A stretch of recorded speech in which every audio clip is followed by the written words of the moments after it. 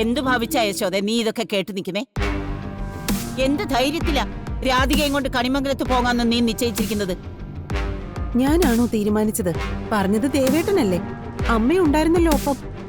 അതെ, പറഞ്ഞത് ദേവൻ തന്നെയാ. അവനിവിടെ നടക്കുന്ന കാര്യങ്ങളൊന്നും അറിഞ്ഞൂടല്ലോ. എല്ലാം അറിയാവുന്ന നിനക്ക് എന്താ പറഞ്ഞു വിലക്കമായിരുന്നില്ലേ? അമ്മ പറയാഞ്ഞതോ? അവളെ കുറിച്ച് ഞാൻ എന്തെങ്കിലും പറഞ്ഞ അതിന് വേറെ വൈരാഗ്യത്തിന്റെ ചിത്രമല്ലേ ദേവന്റെ മനസ്സിൽ. പ്രിയങ്കയുടെ ജീവിതത്തെക്കുറിച്ച് ചിന്ത വേണ്ടത് നിനക്കാ. ഇപ്പൊ കുറച്ചു നാളായിട്ട് വരുണും രാധികയും തമ്മിൽ കാണാറില്ല. അതങ്ങനെ തന്നെ തുടരണം. എത്രമാത്രം അകലുന്നോ അത്രയും നല്ലത്. ദേവനിഞ്ഞു വരട്ടെ. ഒരു കാരണവശാലും അവളെയും കൊണ്ട് കണിമംഗലത്ത് പോകാൻ ഞാൻ സമ്മതിക്കില്ല. അമ്മ എങ്ങനെ കടുത്ത തീരുമാനം എടുക്കേണ്ട കാര്യം എന്താ? പൂജയ്ക്ക് നിർബന്ധമായിട്ടും രാധയെ കൊണ്ടു ചെല്ലണമെന്ന് ദേവാരതിയമ്മയെ വിളിച്ചു പറഞ്ഞു. എന്തിന്? അവളാണോ പൂജ ചെയ്യുന്നത്? കണിമംഗലത്ത് ആർക്കും പൂജാകാര്യങ്ങൾ ഒരുക്കാനോ അത് ശ്രദ്ധിക്കാനോ അറിയില്ല. അതെല്ലാം അറിയുന്ന രാധിക ഒന്ന് വരണമെന്ന് പറയുമ്പോ അതെങ്ങനെ നിഷേധിക്കുന്നത്? ഒരു കാര്യം ഞാൻ പറയാം.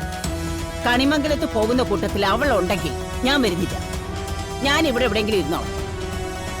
അമ്മയുടെ തീരുമാനം അങ്ങനെയാണെങ്കിൽ ഞാൻ നിർബന്ധിക്കുന്നൊന്നുമില്ല. അമ്മ ഇവിടെ ഇരുന്നോ. ഞങ്ങൾ മൂന്നുപേരും കൂടി ഈ ചടങ്ങിൽ പങ്കെടുത്തിട്ട് തിരിച്ചു വരാം. എന്നാലും എന്റെ വാക്ക് നീ കേൾക്കില്ല അല്ലേ? ഇല്ല അമ്മ, ഇക്കാര്യത്തിൽ ഞാൻ കേൾക്കില്ല. കണിമംഗലത്ത് രാധിക മോളെ കൊണ്ടുചെല്ലാന്ന് ഞാൻ അവർക്ക് വാക്ക് കൊടുത്തു. എന്താ കുട്ടി, ഇതുവരെ റെഡിയായില്ല നീ? അമ്പലത്തേക്ക് പോകുമ്പോ ഞാൻ പറഞ്ഞാണല്ലോ ഞാൻ തിരിച്ചു വന്ന അവിടെ പുറപ്പെടണമെന്ന്.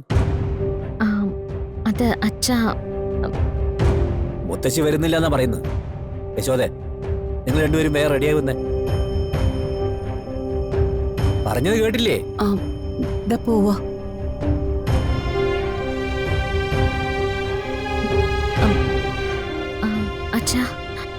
മ്യൂസിക് ക്ലാസ്സില് അത് തന്നെ. അവൾക്ക് അവിടെ ജോലിയുള്ളതല്ലേ, വെറുതെ എന്തിനാ ലീവ് എടുക്കുന്നേ? അവൾ അവളുടെ കാര്യങ്ങൾ ചെയ്തോട്ടെ. ഒരാൾക്ക് ജോലി കിട്ടിക്കഴിഞ്ഞാ അയാളുടെ കുടുംബകാര്യങ്ങൾ ശ്രദ്ധിക്കാൻ പാടില്ല എന്ന് നിയമം വല്ലതും ഉണ്ടോ? അച്ഛൻ പറഞ്ഞ അനുസരിക്കും മോളെ. പെട്ടെന്ന് പോയി റെഡി ആയി വാ.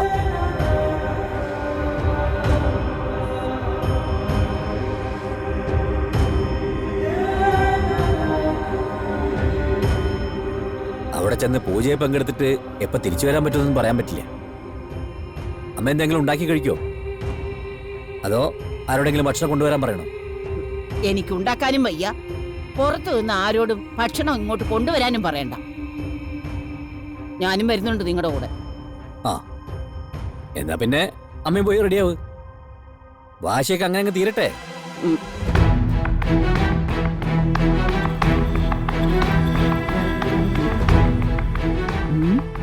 മാറി നിന്നാ പറ്റില്ല. അവിടെ അവനും അവളും കണ്ടുമുട്ടുന്നതിനിടയിൽ ഞാനില്ലെങ്കിൽ എല്ലാം നശിക്കും. പോവുക തന്നെ.